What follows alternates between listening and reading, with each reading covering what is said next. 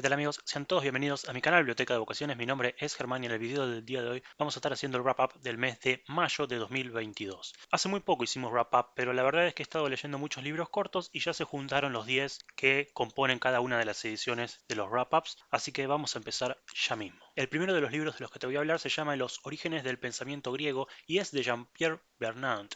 Ya hicimos reseña de este libro, está subido al canal, te lo dejo por acá. Si no la viste, es nuestro último video, recientemente lo hemos analizado, así que no hay mucho más para agregar, pero si no lo viste te lo cuento. El libro es divulgación, trata justamente de, como dice el título, los orígenes del pensamiento griego, de contar cómo es que nace la filosofía y el logos y esta idea de pensamiento racional y cómo se diferencia del mito. El libro es fundamental en la carrera de filosofía. La mayoría de las personas que estudian ciencias sociales en su primer año le dan este texto dentro de las bibliografías obligatorias. También me lo dieron a mí, lo leí y le hice una reseña. A mí particularmente el libro no me resultó tan sencillo de leer, quiero decir, es introductorio, es muy fácil, pero creo que podría haberlo sido más. La prosa de Bernat no es la mejor y él cansa con un vocabulario en griego antiguo sin traducción que te obliga a usar Google o la herramienta que tengas para descubrir qué es lo que está queriendo decir, porque a veces nombra tantas cosas en griego sin traducirlas que uno se pierde en la lectura. Y en un texto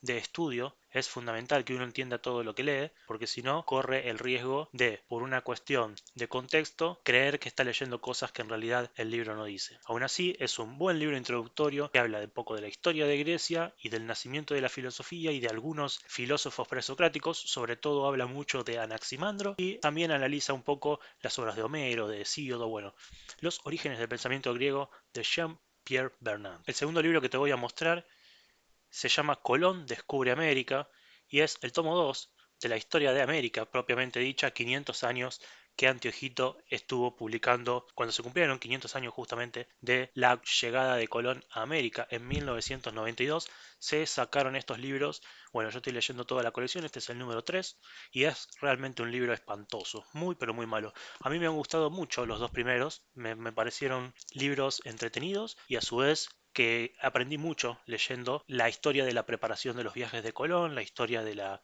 España de la Reconquista, del Imperio Portugués y de algo de lo que se vislumbraba cuando Colón intentaba convencer a los reyes de lo dejara venir a América. Bueno, este libro realmente es malo porque hace un poco una alabanza de la conquista y es un libro publicado en Argentina. Así que pronto creo que haré alguna crítica destructiva de este libro que me ha parecido realmente horrible y a través de esta crítica destructiva te voy a contar un poco cómo es que se enseñaba historia de América cuando yo iba a la escuela primaria hace muchos años con este tipo de libros. El libro está dividido en dos partes. Primero cuenta un poco la semblanza del navegante Colón, del pirata, y nos va a hacer una especie de biografía para que entendamos un poco cómo fue la vida de Colón antes de subirse a las carabelas. Y una segunda parte del libro, el segundo capítulo, tiene dos nada más, cuenta un poco cómo es la semblanza de la España en la que Colón pidió el permiso a los reyes y logró las famosas capitulaciones de Santa Fe.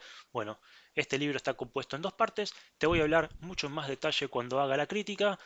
Aún no está hecha, pero cuando esté te la voy a dejar también por acá para que puedas acceder. Dentro de la misma colección tenemos Imperios Maya y Azteca, es el número 4 y definitivamente es un mejor libro. Está dividido en dos partes también, dos capítulos. La primera describe todo el Imperio Maya y luego el Imperio Azteca. El estudio de este tipo de civilizaciones es complejo para los occidentales por varias razones, porque fueron sociedades muy distintas a la nuestra, triunfaron los europeos conquistaron América y la civilización occidental se derramó por todo el continente y nosotros estamos empapados de ella. Entonces, las instituciones que se crearon en Europa son las que heredamos nosotros y se fueron quedando atrás algunas de los pueblos originarios.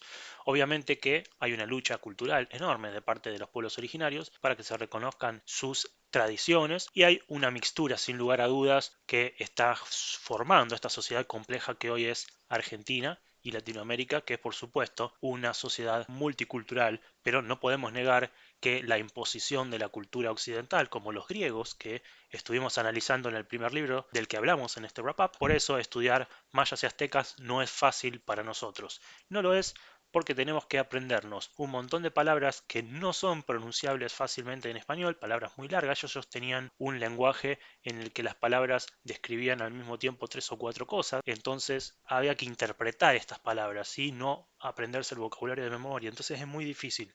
Pero bueno, le di una leída, lo estudié, este libro no lo leí, lo estudié, lo leí varias veces para ver, tratar de que me quede, porque sé muy poco de esta historia, y no solamente me puse a leer el libro, que fácilmente me lo olvidaría en muy poco tiempo, sino que lo leí varias veces para recordar. La siguiente lectura es también de anteojito, bien que estuve leyendo muchos libros cortos, por eso es que sale el wrap-up tan rápidamente. El libro se llama La lluvia y otras páginas y es de Eduardo Wilde, o mejor dicho Wilde, ya que el autor no es inglés. El libro es el número 31 de la Biblioteca de Oro del Estudiante de Anteojito, que estoy leyendo y ya voy promediándola. Leí 3 libros de esta biblioteca que va a haber en este wrap-up, pero bueno, me voy a detener un poco en este ya que es una lectura bastante poco conocida, sobre todo fuera de Argentina y en Argentina también. Eduardo Wilde era boliviano y escribe en la época de la generación del 80, ya por fines del siglo XIX. Se trata de un libro de cuentos, tiene 8 relatos en total y están en el medio, ¿sí? En el medio de una obra literaria y el ensayo. Es como una especie de narración con opiniones del autor entremezcladas. Entre los temas de los que se hablan en este libro definitivamente está la muerte y la enfermedad. Eduardo Wilde fue un médico, fue doctor y un hombre de ciencias y escribe estos cuentos en donde continuamente aparece la enfermedad y la muerte rondando las historias y los distintos personajes. Se cuenta un poco las acciones de estos personajes para tratar de evitar estas cosas, la enfermedad y la muerte, y también cómo ésta los afecta a ellos y a los que los rodean. También podemos encontrar en algunos de los otros cuentos estampas de su juventud y su escuelas, ¿no? De Eduardo Wilde. Algún cuento de estos es como una especie de mini juvenilia. Miguel Cané, autor de Juvenilia, este texto muy pequeño, también fue de la generación del 80. Estos señores que si bien eran escritores, bueno, tenían actividades que iban por el periodismo, la política, bueno, no eran exclusivamente escritores los de la generación del 80, tampoco Eduardo Wilde, que fue un doctor, un médico. Entre los cuentos que más sobresalen definitivamente está La lluvia, el que da título al libro. Además del título, miren ustedes qué bella es la ilustración, que no se va a ver bien acá, pero cuando esté editando el video voy a buscar una foto y te la voy a poner por acá. Porque realmente es una foto muy muy linda, me gusta mucho a mí el arte. No hablamos mucho de arte en este canal, tenemos que hablar de arte, ¿eh? A ver si en alguno de los videos en vivo charlamos sobre estética, que el otro día nos dedicamos nada más a criticar el posmodernismo, pero bueno, a ver si hablamos un poco de arte. Miren esto, qué lindo. Este dibujo que te voy a dejar por acá si lo encuentro. Tiene definitivamente una composición en colores fríos y, por ejemplo, el violeta, el azul, el celeste y los colores fríos con la lluvia definitivamente dan una imagen muy muy linda. A mí particularmente la lluvia yo no la suelo asociar con el frío porque en donde yo vivo en Rosario llueve cuando hace calor y la lluvia es realmente un alivio. La lluvia es un relato poético, es una especie de cuento pero sin principio, nudo y desenlace, en donde el autor describe diferentes recuerdos que le evoca la lluvia a lo largo de su vida. Es particularmente muy conmovedor el de una enfermedad que tuvo de chico, que lo postró en cama y lo obligó a estar en su habitación encerrado muchos días de lluvia, que casualmente fueron días de lluvia, y lo único que él podía hacer, cuenta Eduardo Wilde, es mirar por la ventana la lluvia. Mi cuento favorito es uno llamado Así. Así cuenta la historia de una mujer graciana que está en el hospital agonizando muy pero muy grave y le cuenta una historia a su médico. Esta historia es sobre un amor truncado entre ella y un señor llamado Baldomero, un joven llamado Baldomero, por diferencias sociales. Esta mujer tiene una hija y muere en el hospital. Resulta que el médico no le había dicho a la mujer, pero era conocida de ese señor Baldomero. El médico se encuentra entonces con este señor Baldomero y si bien no le cuenta que la mujer acaba de morir, sí le dice que tiene un hijo y Baldomero, al notar la edad que tiene ese hijo, se da cuenta que en realidad la chica lo había dejado no por diferencias sociales, sino porque estaba embarazada. Es una historia de la época, ¿no? Muy triste, pero es un cuento muy, muy conmovedor. El favorito para mí de este libro. Uno que me conmovió mucho particularmente se llama Tini y es la historia de un nene de 5 años. Y cuando digo la historia es toda la vida, porque el nene muere a los 5 años. Y es una biografía del nene lo que nos cuenta el autor y nos hace amar a ese nene, nos hace adorarlo desde su ternura y nos lo quita al final del libro y hace que sintamos todo el dolor. Y es un cuento también triste, pero que nos llega adentro. Recordemos, está la muerte y la enfermedad en todas estas historias como tema principal. Eduardo Wilde fue además periodista y hay uno de los cuentos llamado Sin Rumbo, en donde él nos cuenta un paseo que tiene por la ciudad y al mismo tiempo va describiendo las calles y es como una especie de documento que deja el autor de la sociedad y del lugar en donde vivió. En fin, si les interesa entonces La lluvia y otras páginas, me extendí un poco en este libro que no es muy conocido y me pareció interesante, ¿eh? Es no para cualquiera, pero si estás interesado en estudiar un poco de historia latinoamericana, este actor boliviano que vivió en Argentina es bastante interesante. Otro libro que leí es Comunicación para principiantes, de esta colección que vengo justamente estudiando desde hace un tiempo, y cuenta un poco qué es la comunicación y enumera las distintas reflexiones que se hicieron alrededor de ella en las ciencias sociales y la filosofía a lo largo de la historia. Van a aparecer desde los griegos hasta autores como Barthes o los posmodernos o los postestructuralistas y la escuela de Frankfurt, estructuralismo, el funcionalismo europeo, todo. Todo va a estar acá, bueno, no todo, pero sí muchas de las teorías distintas acerca de la comunicación, la teoría matemática de la comunicación, es decir, se meterá con la parte técnica y práctica, es decir, científica, y también con la parte filosófica, la semiótica, hablará un poco de semiótica y de signos. Es un libro un poco complementario a Semiótica para principiantes que lo había leído antes y te lo había contado en algún otro wrap-up. También hace un hincapié en América Latina y en cómo se ha trabajado desde los medios de comunicación en política en América Latina particularmente y reflexiona sobre el tema de América Latina. Siguiendo con la Biblioteca de Oro de los Estudiantes, el libro de las Tierras Vírgenes de Rudyard Kipling, que no es otro que el famoso libro de la selva, es una selección de capítulos, no es el libro completo, son 5 capítulos particularmente, pero como todos los de esta colección, son capítulos especiales que suelen contar un poco de qué trata la historia, son introductorios. Son los capítulos completos, no están resumidos, y por ello podemos notar que en esta novela justamente cada uno de los episodios son bastante independientes, es decir, los capítulos son bastante independientes entre sí, si bien cuentan toda una historia, cada capítulo del libro de la selva es como un mini cuento, ¿no? Son historias que eran en ese entonces para niños de este gran autor que fue Rudyard Kipling y cuenta obviamente la historia de Mowgli, cómo es adoptado en la selva este chico por animales, estos animales que hablan y algunos son realmente muy inteligentes y le enseñan a pensar y le enseñan a la cultura de los animales, los ritos de los animales y Mowgli empieza a vivir con ellos. También se cruza en algún momento con los seres humanos, se cruza con la que fue su madre y justamente empieza en Mowgli a generarse este tipo de duda acerca de si debe estar con los humanos o debe estar con los animales. Hay un montón de aventuras que ocurren, obviamente la más famosa, creo yo, la de el tigre Shere Khan, ese tigre que era el enemigo general que tenían los animales en la selva porque realmente se los comía y mataba a varios de los animales de la manada en la que vive Mowgli y bueno, y cómo vencen a ese tigre. Esa es solo una parte, te diría que casi al principio. Luego tiene un montón de otros capítulos. Mowgli va a experimentar un montón de sensaciones y es realmente un hermoso libro, el libro de las Tierras Vírgenes. Recomendado yo, solo leí estos capítulos y ya estoy queriendo leer el libro completo. En las grandes novelas de aventuras creo que ya salió y no lo he podido conseguir, pero voy a ver si me hago con él. Y el último de la Biblioteca de Oro del Estudiante es una obra de teatro completa que leí, que es Fuente Ovejuna de Lope de Vega. Este libro me gustó más que el de Calderón de la Barca, del que hablamos recientemente en el wrap-up anterior o el otro, no me acuerdo, del alcalde de Zalamea, que me había resultado muy pesado. Este también me resultó pesado. Todo el español, el castellano antiguo me resulta pesado porque es difícil de leer, porque los diálogos son complicados de entender, porque hay muchas cosas que te quedan dando vuelta y que no podés traducir del todo al español actual, tenés que interpretarlas y a veces es difícil la interpretación. Aún así, Fuente Ovejuna es un libro que me gustó más y entiendo por qué es un gran clásico. El argumento es el siguiente: Fernán Gómez de Guzmán es el nuevo comentador del pueblo Fuente Ovejuna. Este hombre enseguida se va a mostrar como un tirano y como una mala persona que va a hacer abusos de todo tipo, ¿sí? Se portará muy pero muy mal con las mujeres y hará estragos en la población a la que gobernará como un verdadero dictador. El pueblo tratará de resistir a este tirano y de alguna forma deshacerse de él, sabiendo que los reyes están a punto de llegar a la región. En algún momento alguien va a matar al comendador y llegará al juicio.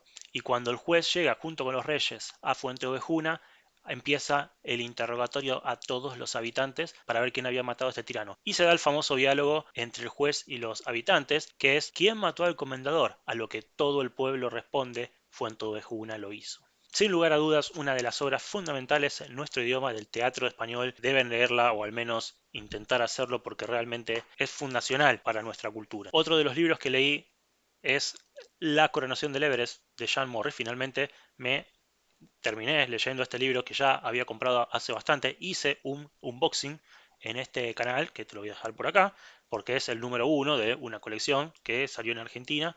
Y es un muy buen libro, me gustó bastante.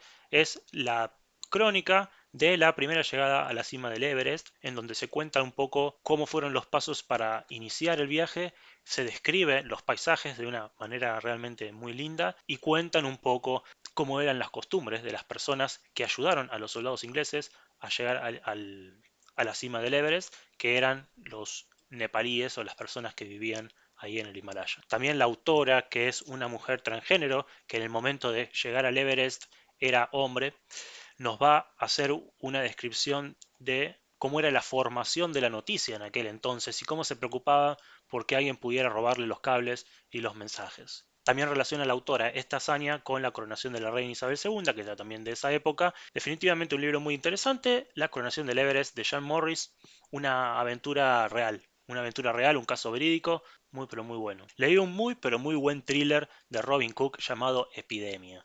Hacía mucho, pero mucho tiempo que no leía a este autor, un autor que siempre me gustó mucho en mi adolescencia. Luego lo dejé porque empecé a leer más clásicos, empecé a leer historia, filosofía, ciencias sociales. Pero bueno, cansado un poco de eso y con un poco de ganas de retomar la lectura de este autor, no solamente con este libro, quiero leer otros más, leí Epidemia, que trata justamente de un brote que deja en estado crítico a médicos y pacientes de un mismo hospital. Todos son internados, repito, en estado muy pero muy crítico, y entonces la doctora Marisa Blumenthal, que será la protagonista de este libro, será llamada para investigar qué es lo que ocurre. Marisa es joven y atractiva, como todas las protagonistas casi de los libros de Robin Cook, y también es una mujer que es ninguneada y dejada de lado por el hecho de ser mujer por parte de los hombres de este libro.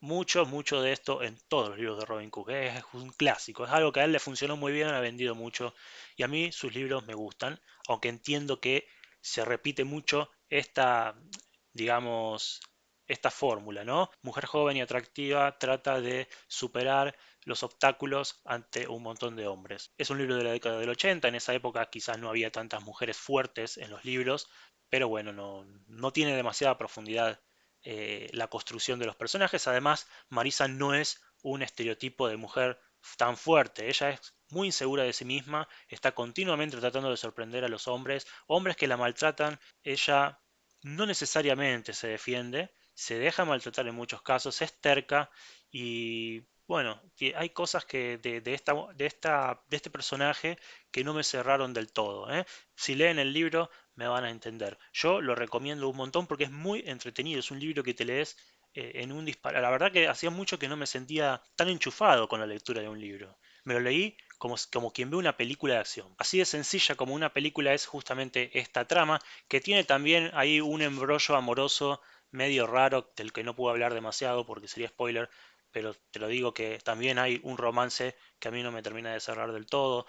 Pero repito, es un libro así, sencillo, un bestseller que uno se come como cuando compras una hamburguesa con papas fritas. Y la verdad es que a mí me encantó porque me resultó muy entretenido y me dio unas cuantas horas de placer. Realmente hacía mucho que no leía un libro así. Extrañaba este tipo de libros, este tipo de lectura ligera que a su vez me dejara una historia para dando vueltas en la cabeza. Por último queda Thor y el poder de Mjolnir. Este libro es de la colección de los mitos nórdicos, es el número uno de la saga de Thor. Esta colección cuenta de manera muy pero muy ligera los mitos nórdicos y es muy accesible la lectura. En este caso se va a tratar del inicio de la historia de la saga de Thor. Saga de Thor número uno, cómo consigue Thor el martillo. De eso se trata este libro. La historia empieza con Thor y Loki que andan vagando hambrientos por ahí y son recibidos en una casa en la que encuentran refugio de parte de unos granjeros. Allí, mientras están comiendo, les contarán justamente esta historia, la historia de cómo Thor consiguió el martillo. Parece ser que Loki ofendió a Sif, la esposa de Thor, y en compensación por esa falla va a buscar un regalo para Thor. Para esto Loki hará un viaje, se encontrará con los enanos y veremos a los enanos trabajando. Es un libro en donde veremos humanos, dioses, enanos, criaturas de todo tipo. Está muy pero muy bueno. Lo que yo te estoy describiendo es solo la parte de la narrativa, la historia propiamente dicha, pero luego el libro tiene al final un ensayo muy pero muy interesante llamado Los mitos de los vikingos, en donde cuentan justamente de manera teórica acerca de los mitos nórdicos y nos enseñan acerca de ello. Yo recomiendo la lectura de la primera parte y el estudio de la segunda. Es decir, si tenés este libro, la parte de la novela la lees como una novela y la lees así en 1 o 2 horas. Y luego viene la parte en donde explican el mito. Bueno, también me estoy pasando que es un libro ilustrado y que tiene ilustraciones en blanco y negro muy pero muy bellas, de las que ya te voy a mostrar alguna. Mira, la verdad que es un libro ilustrado con muy lindas imágenes. Las imágenes tienen su explicación. Hay una pequeña galería de ilustraciones en donde hay una reseña de cada una de las imágenes y nos cuenta un poco qué representan. Y después viene la parte teórica de la que hablamos.